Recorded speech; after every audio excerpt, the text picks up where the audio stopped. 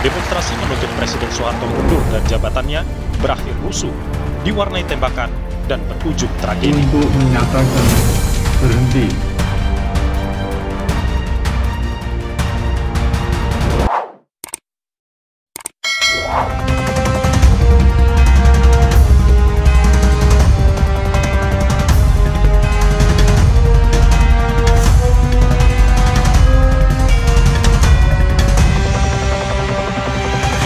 Ya Sobat RH sekalian, jumpa lagi dalam channel yang keren ini, Keren Cadas.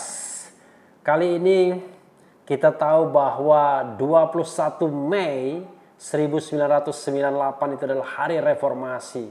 Hari di mana Presiden Indonesia Soeharto mengundurkan diri setelah berkuasa selama 32 tahun, sejak tahun 66. Dan kalau kita bicara mengenai reformasi 22 tahun yang lalu, tidak mungkin kita melupakan sosok ini. Jadi walaupun baru diwawancarai, dicecar dalam rubrik dicecar di channel ini, saya mengundang kembali tokoh ini. Siapa lagi kalau bukan Profesor Dr. Haji Muhammad Amin Rais. Assalamualaikum warahmatullahi wabarakatuh. Waalaikumsalam warahmatullahi wabarakatuh. Sehat Pak Amin?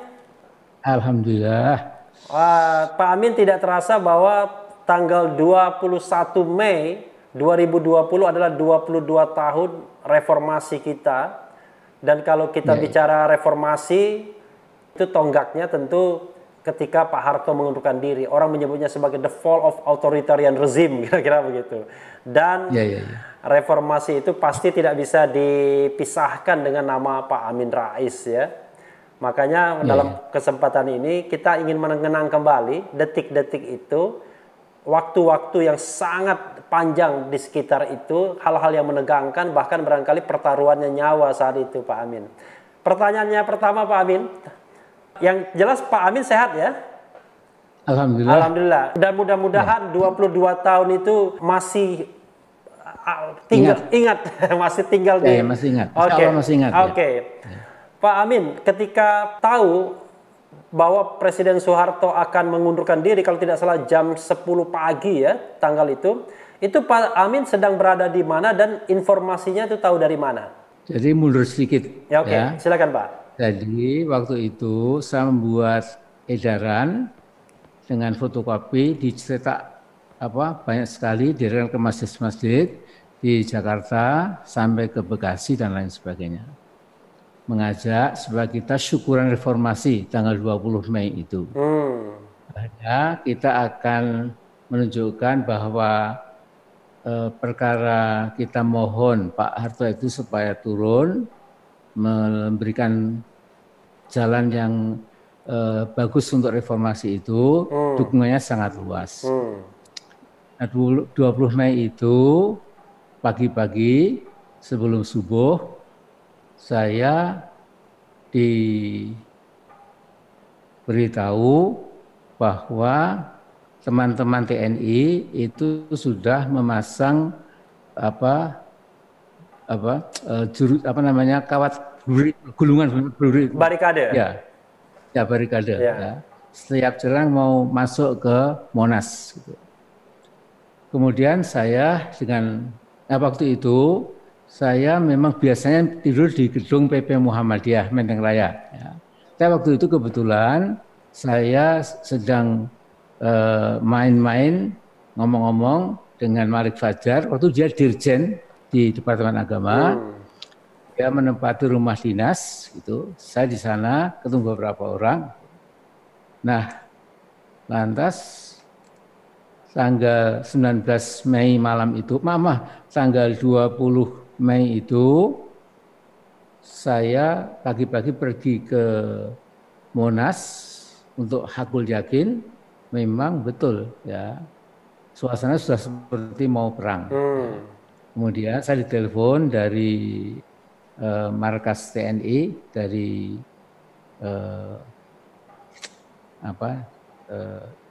dari Ciputat kalau tidak salah ya. Cijantung. Yang mengatakan Cijantung bukan? Ya dari Cijantung. Ya, Cijantung. Jadi Pak Amin Rais mohon besok jangan mengerahkan massa karena mungkin kita terpaksa mengambil alih suasana itu ya secara militer gitu. Bahkan teman kita ini mengatakan bahkan kalau perlu seperti kejadian Tiananmen nggak ada masalah ya, demi stabilitas dan lain-lain. Tentu pikiran saya alangkah dahsyatnya kerusakan ya, mungkin akan ada bloodshed gitu. Sehingga saya kemudian supaya Ainul yakin saya datang ke Monas itu. Saya pakai sarung, pakai baju batik ya, satu-satunya saya pakai kemana-mana waktu itu ya, pakai sandal gitu, pakai peci gitu. Kemudian saya menyalami teman-teman TNI itu, ada dari Kostrad, ada dari berbagai satuan itu. Mereka menyapa dengan saya baik sekali, Pak Amin, ada apa Pak Amin? Saya justru apa perintah komandan itu. Pak Amin, belum ada perintah apa-apa. Kita disuruhkan sinyiring di sini, sewaktu-waktu nanti akan datang perintah. Nah kemudian saya boleh klarifikasi sedikit, yang telepon Pak Amin siapa dari militer? Saya sudah lupa namanya. Okay. Ya, tapi, nama Jawa. Oke. Sudah betul-betul lupa. Oke, tapi pangkatnya tidak jenderal, enggak? Ya kira-kira Majen, seorang Majen. Ya. Mengatakan Pak Amin saya Mas Jenderal siapa gitu ya. Ya saya tentu percaya itu, karena waktu itu orang masih percaya ya. Sekarang kan zamannya hoax, zamannya informasi yang karu-karuan. Saya percaya. Nah kemudian saya lantas balik, kemudian saya memberikan tahu kepada semua televisi, stasiun televisi, TVRI, RCTI ya, dan semua radio gitu supaya pagi-pagi itu kumpul ya di rumahnya Pak Malik itu, rumah dinasnya itu ya. Di situ saya masih ingat, saudaraku sebangsa setanah air, kalau ada orang kecewa tidak jadi mengerahkan massa syukuran reformasi di Monas, tentu saya yang paling kecewa. Tetapi insya Allah ini reformasi sudah nampak ya. Nampaknya Pak Hartopo juga sudah memberikan sinyal kemungkinan akan segera lengser juga. Jadi sebagai ganti kita ke Monas, silahkan masing-masing umat beragama pergi ke tempat ibadah masing-masing. Ya. Yang Muslim ke masjid, yang Kristiani ke gereja, yang Hindu ke wihara dan sebagainya. Tokoh-tokoh yang hadir di rumah Pak Malik Fajar itu siapa yang Bapak Amin ingat? Waktu itu belum ada. Oh belum ada. Cuma malamnya saya nanti menarik sekali. Oke. Jadi tanggal 20 kita tidak ke Monas tapi ke halaman DPR MPR. Nah di sana setelah tahu bahwa saya mau datang, ratusan ribu ya letterlock gitu ya, anak-anak muda, mahasiswa, pemuda dan lain-lain itu begitu dengar saya mau datang mereka menyuraki gitu ya. Begitu saya jelas mau datang, ketika ketika Kijang yang saya naiki sudah masuk ke lapangan itu dengan bantuan para polisi gitu, kemudian mereka mengatakan amin, amin, amin. Terus teman saya itu memegang ini, Mas Amin, istighfar, jangan terbawa oleh surakan itu, jangan jadi takabur. No, istighfar. Siapa Pak yang ngomong istighfar tadi? Pemuda Muhammadiyah. Pemuda Muhammadiyah. Oke. Ya. Yang mengantar saya di Kijang itu. Okay. Ya. Itu Kijangnya Kijang Rumah Sakit Islam Jakarta. Kijang tertutup atau terbuka? Bak tertutup ya? Kijang tertutup. Kijang tertutup. Ya. Jadi semua pintu masuk sudah dihadang oleh teman-teman polisi gitu. Ketika saya lihat begini, Pak Amin silahkan, nggak ada masalah. Jadi saya betul-betul senang sekali gitu bahwa waktu itu semua serba terbuka. Nah kemudian di 20 Mei itulah saya menyampaikan ya. Jadi ada Mas almarhum Buyung Nasution, di belakang ada Pak Fatwa, di belakang dia ada Pak Emil Salim gitu. Ada Permati ya, tokoh-tokoh waktu itu. Yang naik podium di MPR DPR itu Pak ya? Ya. Kemudian saya berpidato mungkin 12 menit ya. rasa syukur kita kepada Allah bahwa insya Allah akan segera ada era baru, era reformasi. Insya Allah Pak Harto juga segera akan lengser secara konstitusional juga gitu. Nah kemudian nampaknya pesan dari para mahasiswa pemuda itu yang saya corongnya barangkali ditangkap oleh Pak Harto dengan sangat bijak. Sehingga Pak Harto pun tidak memaksa kekuatan TNI Polri itu tidak untuk, artinya beliau tahu bahwa kalau beliau sampai menforce itu mungkin betul-betul seperti Tiananmen gitu. Di sini saya kira memuji, bukan saya memuji-muji lah arti cari wah itu ya. Tetapi memang waktu itu Pak Harto sangat bijak ya. Ya dia tahu kapan harus turun gitu, dan waktu itu beliau turun. Nah tanggal 20 Mei itu saya di rumah Malik Fajar, sudah ada beberapa teman itu, ada jeep militer besar ya, ada beberapa serdadu pakai laras panjang itu tiba-tiba di depan ya, yang datang ternyata Mas Yusril Izzah Mahendra. Jadi waktu itu Pak Yusril masuk itu, dia singkat mengatakan, Pak Amin, saya dipesan Pak Harto, kalau besok Pak Harto pidato mengundurkan diri, berhenti itu, yang mengganti Pak Habibie, apakah Anda setuju? Saya katakan, ya saya bukan ahli hukum tata negara ya, tapi saya tahu itu kata konstitusi, apabila presiden berhalangan tetap, maka otomatis Pak Presiden mengambil alih. Ya sudah bismillah, sampaikan salam saya pada Pak Harto. Nah kemudian waktu saya sudah kurang tidur, sudah lelah sekali. Kemudian jam 12 malam lebih sedikit, Mas Yusril tidak datang tapi telepon. Jadi Pak Amin, ini ada sedikit masalah gitu. Jadi mestinya serah terima transfer of power dari Pak Harto ke Pak Habibie kan sebaiknya di gedung MPR. Tapi kan MPR diduduki oleh berpuluh-puluh ribu anak muda itu. Jadi bagaimana? Mas Yusril, kita bersembahyang atau sholat saja sebaiknya kan di masjid. Ya, tapi kalau masjidnya sedang banjir atau rusak, kita bisa di jalan yang bersih. Kalau jalannya kotor kena air, bisa di pematang sawah. Pokoknya yang terjadi, please transfer of power jangan ditunda. Nah kemudian itulah yang terjadi. Kemudian kita lantas mengeluhkan seperti itu ya, dan waktu itu hampir semua orang berpengharapan ya tentunya akan ada era baru gitu. Dan kemudian 6 bulan setelah itu mulai orang meragukan ini reformasi jadi repotnasi gitu. Reformasi nggak jelas arahnya dan lain-lain. Reformasi apa itu tidak ada gunanya sama sekali gitu. Saya selalu mengingatkan ya kita boleh tidak suka hasilnya, tapi paling tidak ada berapa yang sudah kita capai. Misalnya amandemen Undang-Undang Dasar kita itu selama berkali-kali akan kita benahi ya, insya Allah ya, bertahap ya. Kemudian jelas sekali agenda otonomi daerah ya, tidak lagi sentralisasi kekuasaan akan jadi kenyataan.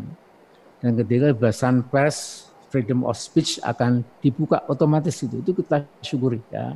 Nah kemudian juga ABRI nggak ada difungsi lagi karena ABRI itu seperti janji tokoh-tokohnya akan secara bertahap meninggalkan lembaga perwakilan DPR pusat maupun DPR daerah-daerah. Juga ada 20% tanpa ikut pemilu otomatis mendapatkan jatah 1/5 dari anggota DPR. Pak Amin, saya balik dulu ke kejadian menjelang reformasi itu kan saat yang sangat menegangkan, dan kita tahu bahwa yang namanya TNI itu kan teorinya adalah kalau masih kecil dia hadang, tapi kalau dia besar maka mereka itu malah membackup, kan begitu Pak Amin? Sebelum tanggal 20 itu Pak Amin pernah mengalami ancaman nggak? Misalnya ancaman pembunuhan, intimidasi dan lain sebagainya? Ancaman telepon gelap. Ya. Telepon gelap ya. Apa Anda sudah bosan hidup gitu. Waktu itu ya, Anda siapa? Kesini aja kalau mau ngomong-ngomong gitu, tukar pikiran, terus dia tutup gitu. Nah, waktu itu saya agak grogi ketika saya mengatakan, Amin Rais, kita tahu loh, gitu, jadwal anak-anakmu sekolah di mana, kapan, nah, kita siram air raksa Bapak, biar buta dan lain-lain. Waktu itu begitu ya. Terus saya juga, ya Allah, mudah-mudahan enggak ah. Itu kira-kira tanggal berapa? Ada ancaman itu kira-kira berapa hari? Itu sebelum Pak Harto lengser. Berapa lama? Seminggu, 2 minggu atau? Ya mungkin setahun sebelum lengser. Karena kan setahun sebelum Pak Harto lengser kan Pak Amin sudah mulai bersuara mengenai suksesi kepemimpinan. Ya makanya itu. Kemudian istri saya jam 8 pagi ditelepon, Bu Amin, ini Pak Amin Rais kecelakaan Jalan Magelang, meninggal dunia. Terus istri saya, Mas, Pak Amin baru saja pergi ke kampus kok, jadi Anda jangan nipu gitu. Kayak gitulah. Terornya begitu ya. Jadi memang waktu itu saya kadang-kadang juga mengapa saya dulu kok begitu berani, saya tidak tahu juga. Ya. Yang kita hadapi kan sebuah mesin birokrasi, mesin militer, mesin politik yang sepertinya kokoh sekali gitu. Tidak terbayangkan bisa turun secara konstitusional ya. Tapi itu membiarkan saya bahwa rakyat itu memang akhirnya pemilik kedaulatan sejati. Gitu. Jadi siapapun memimpin yang mengabaikan rakyat, sooner or later itu akan digulung oleh sejarah. Tapi Pak Amin, karena Pak Amin kan ilmuwan politik, barangkali juga sambil mengemukakan fakta dan juga analisis kan. Salah satu faktor di 66 itu kan faktor militer juga. Di 98 faktor militer juga yang tidak solid. Artinya ada perpecahan, kan ada persaingan misalnya ada faksi Pak Wiranto dan faksi Pak Prabowo. Dulu ada Safri Samsudin misalnya. Pak Amin melihat itu enggak sehingga dukungan tentara itu tidak solid lagi sehingga mahasiswa bisa mendapatkan angin begitu. Ya tetapi gini, jadi menurut saya apapun kata orang barat atau orang yang kurang suka kepada backbone defense yang namanya TNI atau backbone keamanan yang namanya Polri itu ya. Tapi saya tetap ya mereka ada titik di mana kalau disuruh memilih memihak rakyat atau memihak komandan atau panglima tertingginya, mereka akan berpihak ke rakyat. Ya. Jadi ada banyak ilmu sederhana yang saya dengar dari para petinggi waktu itu militer. Gitu. Jadi Pak Jenderal Bagio itu mengatakan, Mas Amin, TNI itu kan dengan rakyat itu. Jadi kalau ada demo 1.000 kita bubarkan. Aman. Kalau 10.000 kita awasi, 100.000 TNI ikut, dia bilang gitu itu ya. Jadi ikut demo, ikut rakyat ya. Pak Bagio waktu itu kasat ya atau wakil kasat? KSAD. KSAD ya, oke. Ya. Dan saya sering sama-sama di Jogja juga kadang-kadang ngomong pakai bahasa Jawa gergeran itulah ya. Jadi dia mantan ketua umum PBSI juga waktu itu. Ya betul ya. Persatuan Bulu Tangkis seluruh Indonesia. Ya. Pemirsa channel Refli Harun ini kan pengen tahu betul kejadian-kejadian saat itu karena mereka mungkin belum lahir, masih kecil dan lain sebagainya. Siapa orang yang paling sering kontak sama Pak Amin pada saat-saat itu? Tentu selain istri dan anak. Jadi tokoh atau siapapun. Jadi waktu itu ya tentu teman-teman PP Muhammadiyah. Kedua saya di IJMI kan ketua Dewan Pakar, ya. Sehingga teman-teman IJMI itu lebih luas lagi, ya. Ada teman-teman dari kampus-kampus, tapi juga tokoh-tokoh NU, ya, Pak Yusuf Hasim dan lain-lain, teman-teman HMI, ya. Kita di situ lebih luas lagi, ya.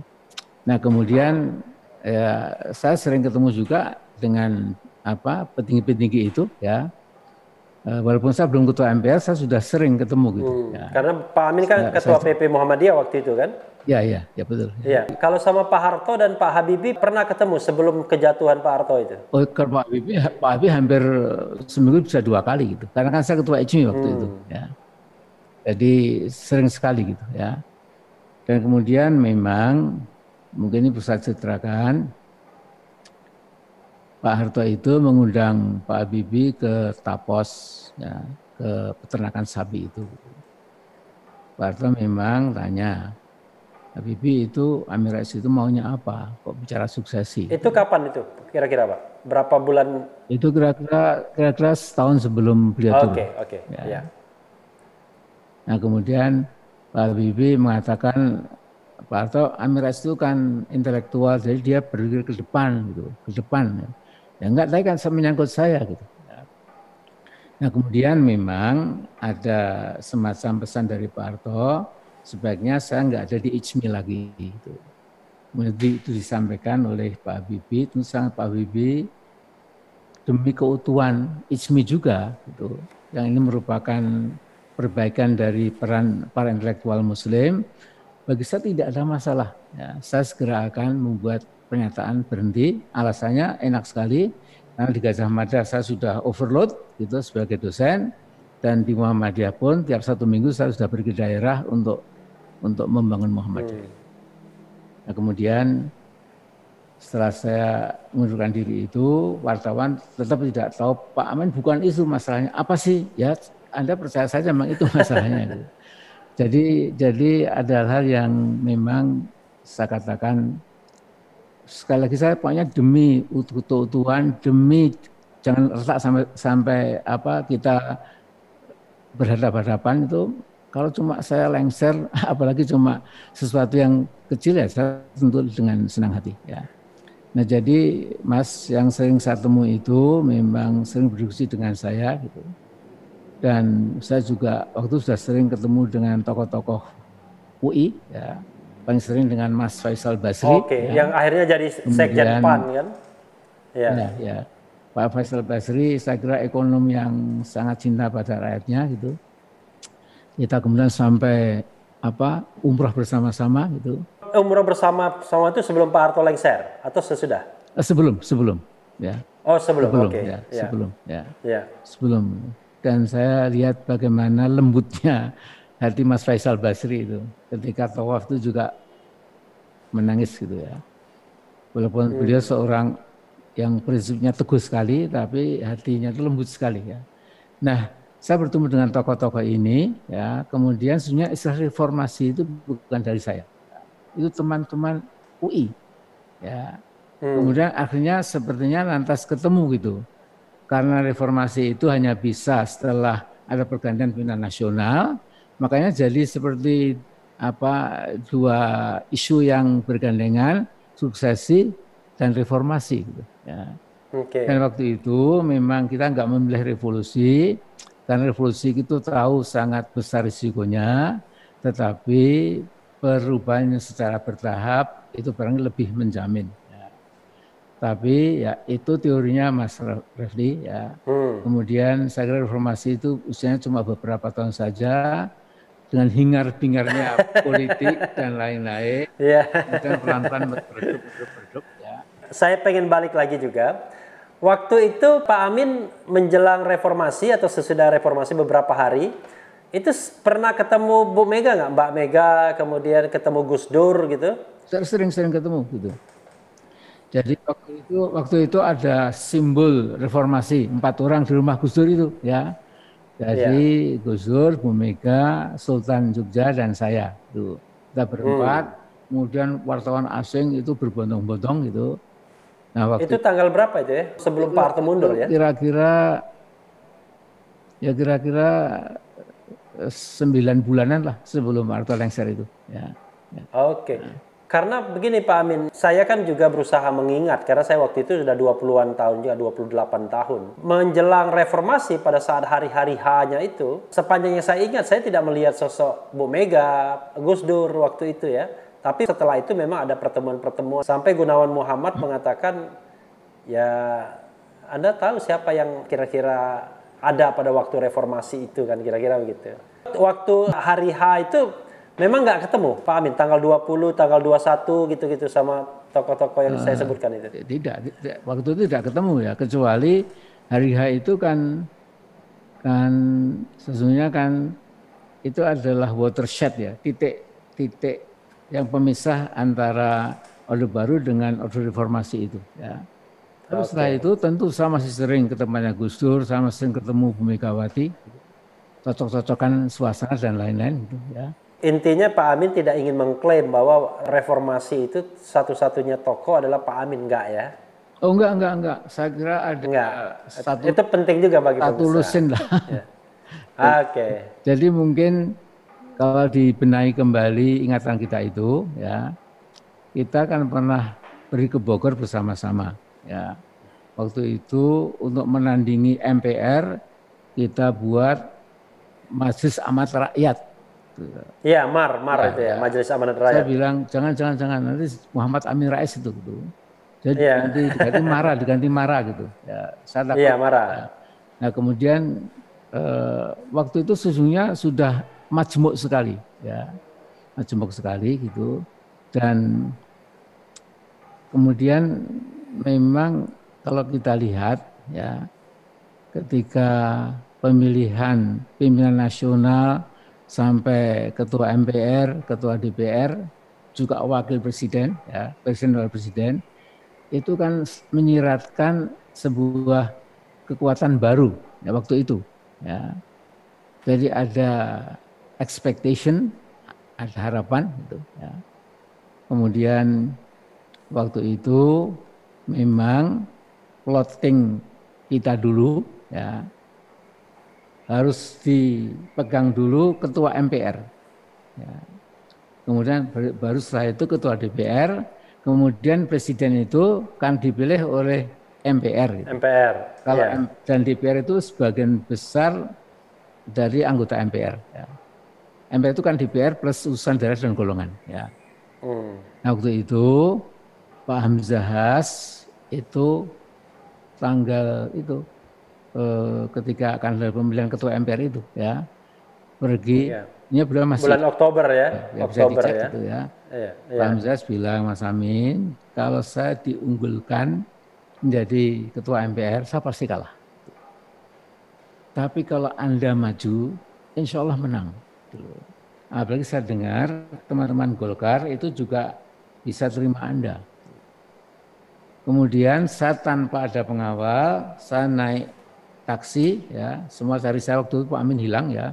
Sesungguhnya saya sedang ke tempatnya Pak Ginanjar, ya.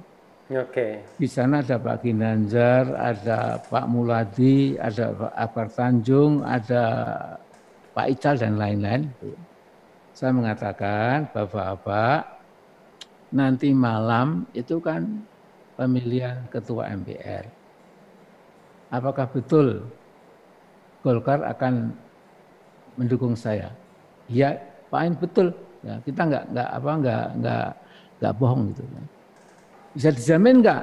Kalau ke Golkar nggak mendukung saya kalah gitu. Yang jamin kan Tuhan Allah gitu. Pak Amin jangan begitu dong. Oh iya, tapi itu betul gitu. Dan betul akhirnya saya dipilih oleh 67% kalau tidak salah. Ya. Sebagai ketua MPR itu. Baru kemudian ketua DPR. Ya. Pak Akbar juga suaranya juga mayoritas itu. Nah kemudian Gus Dur itu sudah pasti menang, ya. Kemudian waktu itu memang maaf ini Pak Hamzah juga masih beli cacak itu. Pak Hamzah mengatakan Pak Amin Anda ketua MPR, Gus Dur presiden, Pak Akbar ketua DPR. Mestinya kan saya wakil presiden. Gitu. Oke. Terus saya mengatakan Pak, kita ini kan Bhinneka Tunggal Ika. Jangan mentang-mentang kita menguasai MPR, itu lantas kemudian Mbak Megawati pemenang PDIP kan 34,5% waktu itu, ya. Yeah. Masa nggak kita kan lucu gitu, ya. Jadi kita juga harus menenggang lah gitu, ya. Nah kemudian waktu itu Pak Hamzahas tetap maju, ya. Karena beliau minta tetap maju gitu, tapi diam-diam saya kira PAN saya suruh waktu itu jangan memilih Pak Hamzah, pilih Bu Megawati. Gitu, ya. Kemudian ada lucu-lucu juga itu, ya. Jadi waktu itu, tapi ini sendagura politik ya. Waktu itu, ya, nggak apa-apa, Pak. Waktu itu kan saya menulis memilih siapa gitu, ya. Apa? Ya saya memilih apa? Memilih Bu Mega gitu, ya. Jadi waktu itu Bu Mega kemudian juga menangnya kan juga relatif telak juga gitu ya. Nah di situ saya kira sampai detik itu sesungguhnya sudah ada kebersamaan yang luar biasa. Tetapi Mas Refli, watak manusia itu kan kalau bisa mendapat kue lebih gede dari power itu gitu ya. Di situ mulai ada gesekan-gesekan gitu. Kemudian saya mau ketemu Gus Dur pun juga agak sulit gitu ya. Lantas kemudian ketika siapa dapat apa itu mulai dibagi, itu kemudian juga kadang-kadang ada tarik ulur gitu ya. Tetapi kabinet Gus Dur pertama itu adalah kabinet yang dibentuk bukan Gus Dur sendiri, tapi oleh Bu Mega, oleh saya, oleh Pak Wiranto, ya, oleh Pak Hamzahas. Kita duduk waktu itu saya kira ya di MPR waktu itu, ya, gedung MPR itu, ya. Kalau boleh tahu Pak Amin, yang Pak Amin usulkan nama-nama dari Pak Amin siapa aja pada waktu itu? Waktu itu saya minta, Gus, saya minta Muhammadiyah itu kan sekolahnya banyak sekali. Gitu. Kita punya ratusan perguruan tinggi, bahkan akademi, institut, universitas. Gitu.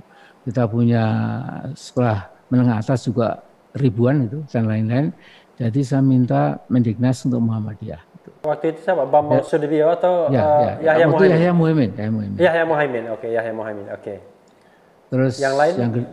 Kemudian yang kedua, Gus, saya kira saya nggak minta banyak lah gitu. Gimana kalau kursi Menteri Keuangan dari PAN? Waktu saya ingat Gus Dur, wah Mas Amin kalau itu berat gitu. Itu yang ngelamar sudah 1 truk suratnya itu gitu. Artinya kan Gus suka kelakar sudah 1 truk gitu. Iya. Ini Gus saya cuma minta 2 loh Gus gitu. Dan Anda saya minta juga jangan banyak-banyak. PKB jangan banyak-banyak. Karena hitung-hitungan politik itu leverage atau political weight berat bobot politik presiden itu 10 menteri paling enggak itu. Jadi Anda juga jangan banyak-banyak, sudah 10 menteri kok. Artinya Gus Dur menunjuk Menteri Luar Negeri sama Menteri BUMN waktu itu. Ya. Nah kemudian Bu Mega menaruh ini Pak Wiranto, kemudian terusan rapih lah. Gitu. Juga ada misalnya untuk lucu-lucu saja gitu. Misalnya Pak Akbar meminta Mr. X supaya jadi memegang Departemen X gitu ya. Kemudian Gus Dur, wah itu saya enggak bisa. Kalau bisa sudah gitu ya. Ada apa Gus Dur kok enggak bisa? Pokoknya enggak bisa, selesai gitu. Jadi memang waktu itu ada relur tapi itu masih indah lah, masih indah. Oke. Menteri Keuangannya siapa Pak Amin yang Pak Amin usulkan waktu itu? Pak Bambang Sudibyo ya. Iya, Bambang Sudibyo ya. Ya, Bambang Sudibyo. Ya jadi Menteri Keuangan ya. Oke. Yang Pak Amin ceritakan itu kan masa 1 tahun setelah reformasi, 1,5 tahun bahkan itu kan setelah Oktober kan, Oktober 99 kan, sidang umum MPR. Tapi ada masa setelah Pak Harto jatuh sampai menjelang pemilu dan kemudian sidang umum MPR.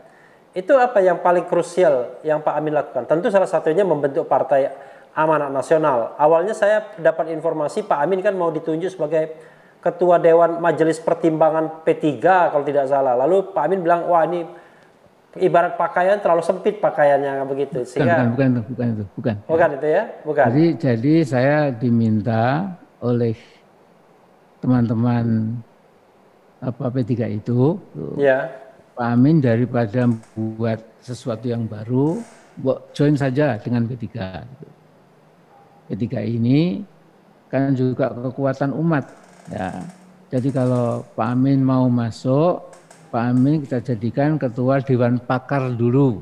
Nanti ketika kongres berikutnya, kita semua sepakat milih Pak Amin. Sebagai ketua umum? Teman-teman sebagai ketua umum. Teman-teman dia mengatakan jangan. Lebih baik cobalah buat survei sendiri di kalangan Muhammadiyah. Kemudian kita buat memang umumnya buat partai saja sendiri. Gitu. Ya. Kemudian sesungguhnya kata-kata sesak itu, kata-kata sesak itu bukan kata saya. Ya. Almarhum tokoh pemuda waktu itu mengatakan, Pak Amin, kalau Pak Amin masuk ke Partai Bulan Bintang, ya itu apakah nggak sesak gitu? Kan nggak terlalu banyak anggotanya gitu ya. Bukan P3 tapi Bulan Bintang.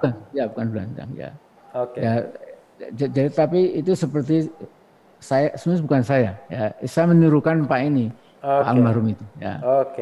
Kemudian yang terjadi ya terjadi waktu itu ya. Jadi tidak ada yang memang kemudian puas ya.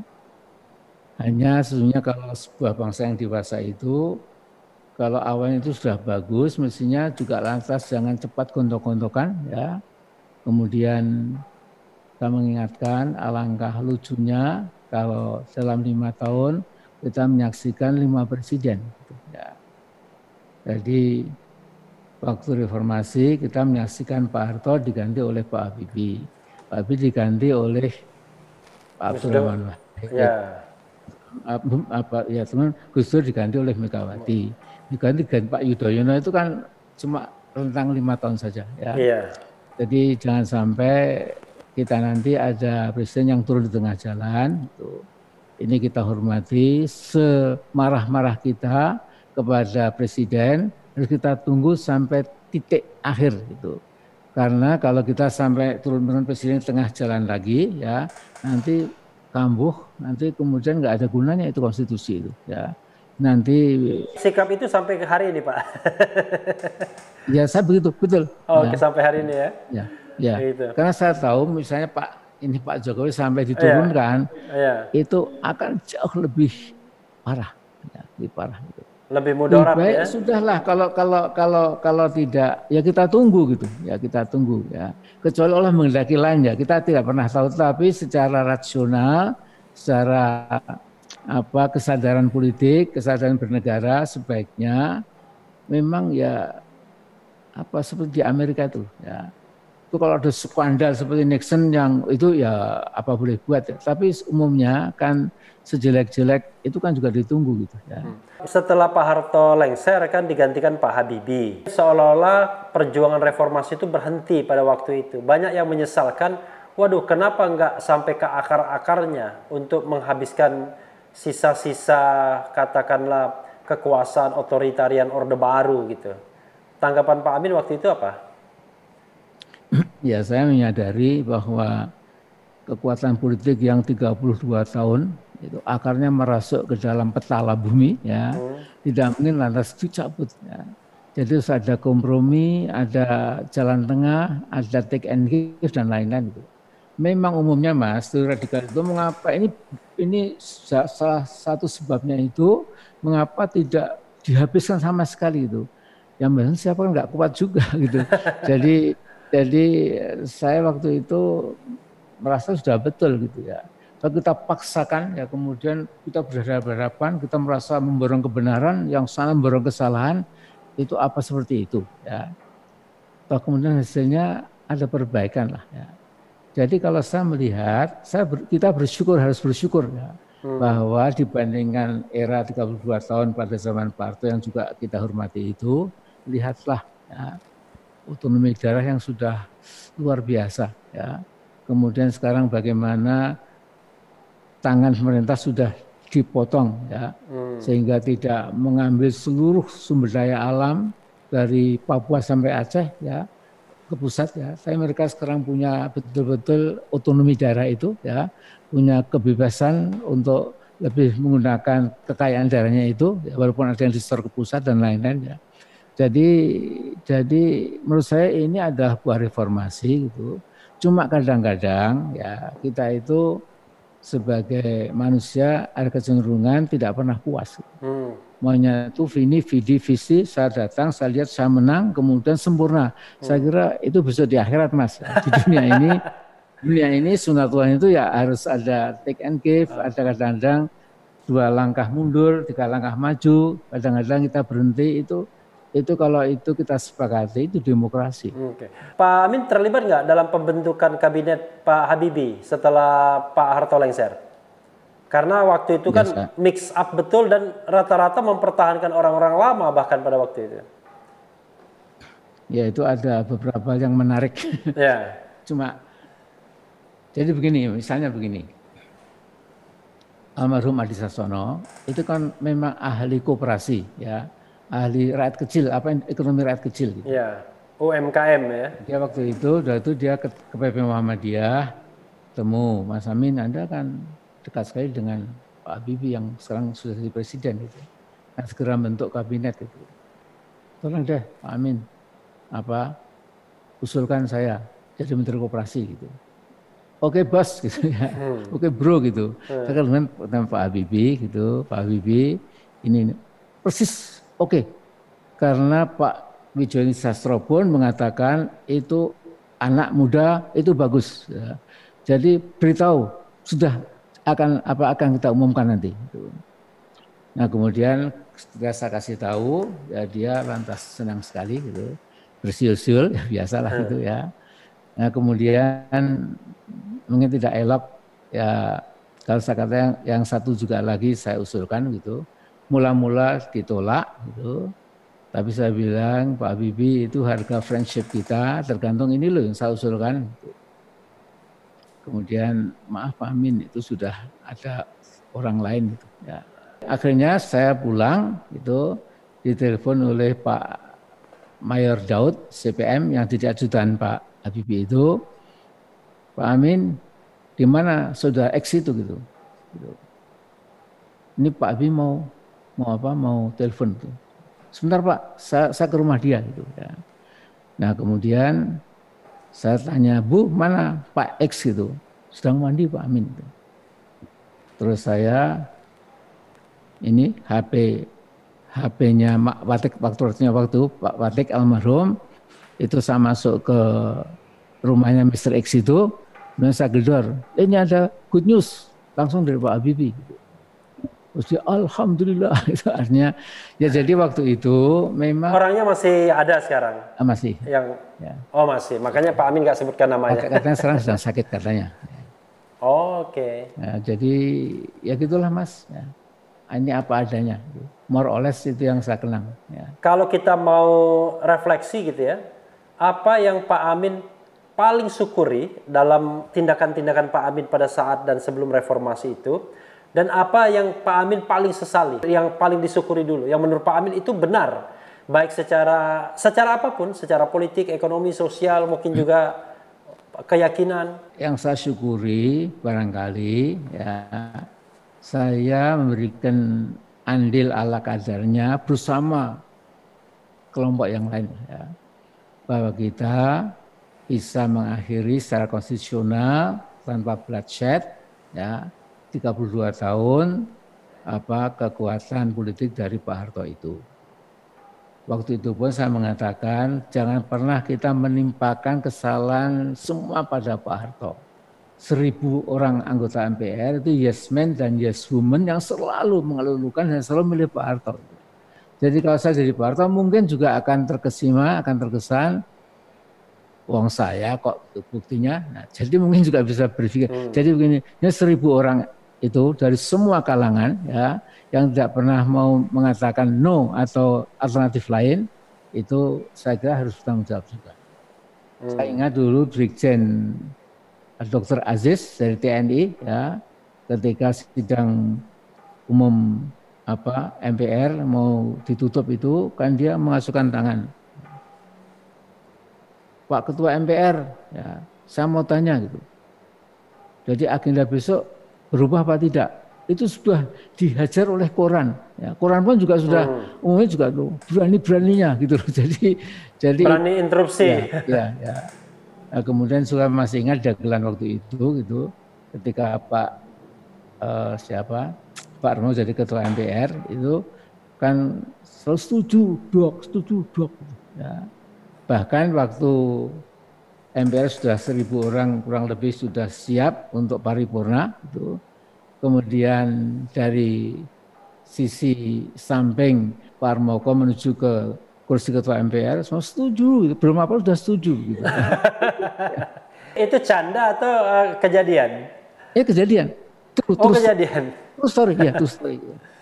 Oke. Saya juga pernah Pak Harmoko itu begitu mantapnya memukul palu itu saya gembiranya kemudian sampai palunya patah. Mencelat. Oh iya, ya. Nah, saya kemudian kalau orang-orang, itu tanda apa ya palu patah. Tapi kalau itu ya itu untuk lucu-lucu saja lah, untuk lucu-lucu. Pak Amin, yang paling disesali apa Pak? Ini kan sebagai manusia kita kan pasti merasa, wah kenapa saat itu saya tidak melakukan hal yang harusnya saya lakukan begitu. Saya ini berpegang teguh ya kepada kalau ayat di surat Al-An'am itu ya. Jadi semua yang terjadi di muka bumi ini ya, yang ada di lautan dan daratan, bahkan selembar daun yang jatuh dari pohon di kegelapan malam, kemudian yang kering maupun yang basah yang ada di daratan dan lautan, itu tidak ada tanpa izin Allah SWT.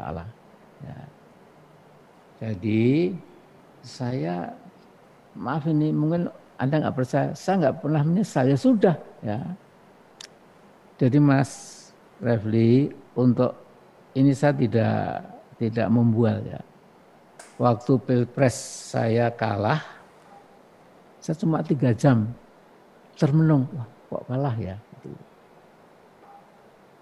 Istri saya lebih lama, mungkin 3 hari masih termenung terus gitu. Bahkan setelah itu banyak pendukung saya ya pagi-pagi ke rumah ya melihat saya sedang nyapu halaman, Masya Allah Pak Amin sehat walafiat gitu.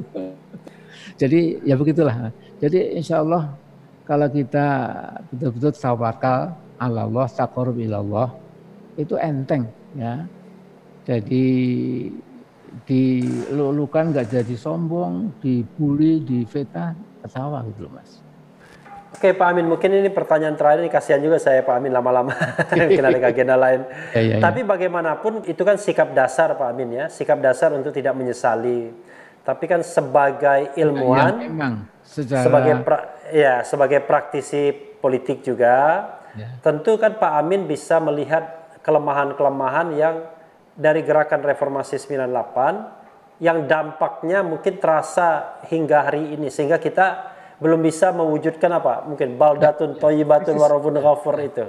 Kira-kira apa itu Pak? Kalau itu pertanyaannya, jawaban saya ya saya meratapi ya bagaimana mungkin kita sudah menjadi bangsa yang merdeka sekian lama ya, 45 sekarang tahun 20 ya.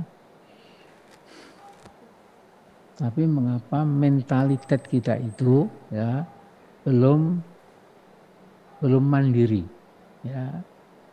Jadi yang digempur habis oleh Bung Karno, oleh Bung Hatta itu kan jangan sampai kita tergantung lagi ya. Tapi kita ini enggak kapok-kapok itu loh ya.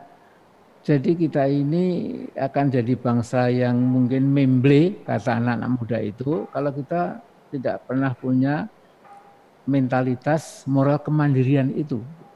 Kita ini bangsa besar, sumber daya alam kita luar biasa, potensi kepemimpinan juga luar biasa. Semua anak bangsa kalau diambil itu akan kelihatan berlian-berlian itu, tetapi mentalitas yang menyapu bangsa kita ini memang kurang percaya diri.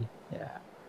Kalau melihat Belanda kulitnya putih, rambutnya pirang, oh ini lebih hebat dari kita sawo matang. Kalau melihat mata sipit, apa Jepang apa Cina, ini ras kuning lebih unggul dari kita. Ini betul-betul sesuatu yang betul-betul tidak masuk akal. Ya. Makanya masa kan bicara juga sama Mas Refli kemarin ya. Iya. Kita ini kan anak cucunya harimau gitu. Jadi Pak Diponegoro, Cut Nyak Dien, Suharto Hasanuddin, Patimura itu kan harimau gitu loh ya. Tapi cucunya kok jadi kelinci, kucing kecil lah gitu ya. Kucing kecil gitu sehingga bangsa itu nggak takut gitu. Jadi kita didikte gitu. Melihat udahlah ini berkali-kali kan bosan mendengarkan saya, artinya bagaimana mungkin pasal 33 itu masih meger-meger atau masih betul-betul hidup, tidak pernah dibuang, tapi pelaksanya itu 180 derajat berbalik arah dari pesan itu. Mengapa? Karena mental belum merdeka, tidak percaya diri. Gitu loh. Itu persoalan mental atau karena ada elit-elit yang menjadi komprador asing gitu, komprador kapitalisme. Ada yang bilang kan kapitalisme ya, semu. Tapi elit itu mendidikkan, ya, mendidikkan kepada para intelektual juga, ya, sehingga sekarang ini intelektual, wartawan, gitu, kadang juga NGO, bahkan sebagian ulama, sebagian pendeta, sebagian biksu dan lain-lain, itu kan sepertinya di mana ajaran agamanya itu, ya, di mana ajaran moralnya itu. Bahkan saya saja kadang-kadang dikritik oleh teman-teman, Pak Amin jangan kebablasan dong, Pak Amin kebablasan.